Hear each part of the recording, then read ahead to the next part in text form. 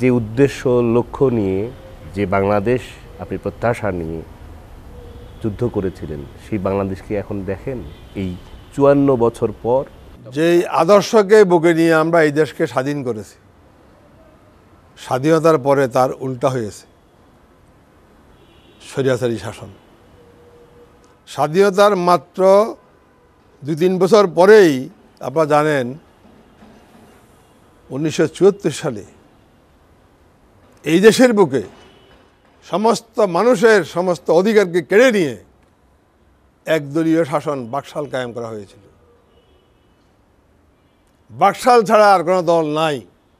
সেই বাকশাল করার কারণেই উত্তেজিত জনগণ বাংলাদেশে কীভাবে আপনার উত্তেজিত হয়ে পড়েছে আপনারা সবাই জানেন, যার পরিণতিও আপনারা দেখেছেন।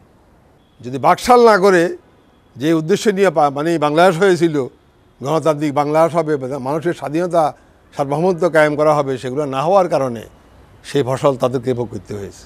তাজউদ্দিন আহমেদ, প্রবাসী সরকার, জিয়াউর রহমান স্বাধীনতার ঘোষক নন, তিনি পাকিস্তান হানাদার বাহিনীর চর। এই ১৫ বছরে আওয়ামী লীগের এই প্রচারণাকে আপনি কিভাবে দেখেন? আমি একটা ছোট্ট কথাই বলবো, তারা আবার একদলীয় বাকশাল সেটাকেই সেই বাস্তবায়ন করার চেষ্টা করেছে এবং করছে, যার ফলে হাজার হাজার অসংখ্য বিরোধী দলের বিএনপি সহ বিভিন্ন দলের নেতাকর্মীদেরকে জীবন দিতে হয়েছে।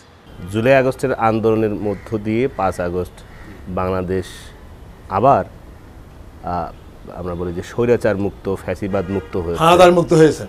বিজয়ের ৫৪ বছরও পার হচ্ছে আগামী ১৬ই ডিসেম্বর। কি বার্তা নতুন এবং তরুণ প্রজন্মের উদ্দেশ্যে ভিপি জয়নাল? আজকে তরুণ প্রজন্মের উদ্দেশ্যে শুধু আমি একটা কথাই বলবো, অতীতে স্বৈরাচারদের নৃশংস পতনের কথা আমরা মাথায় রেখে বাংলাদেশের জনগণের জন্য গণতন্ত্র, আইনের শাসন এবং মানুষের অধিকার কায়েমের জন্য যা করার প্রয়োজন ঐক্যবদ্ধভাবে করি, মানুষকে শান্তি এবং শৃঙ্খলার ভিত্তিতে এই নূতন সুন্দর স্বাধীন এবং শান্তিপূর্ণ বাংলাদেশ গড়ে তুলতে হবে। আপনাকে রণাঙ্গনের স্মৃতি অনুষ্ঠানে আপনার এই শেষ বয়সে, অর্থাৎ আমি বলবো যে কর্মজীবনের ৮০ বছর বয়সে ব্যক্তিগতভাবে আমাদের চাওয়া হওয়ার কিছুই নেই, আপনি সময় দিয়েছেন, এজন্য আপনার প্রতি কৃতজ্ঞতা এবং আপনার সুস্বাস্থ্য দীর্ঘায়ু কামনা করে রণাঙ্গনের স্মৃতি অনুষ্ঠানে দর্শক আজ এই পর্যন্ত। ধন্যবাদ।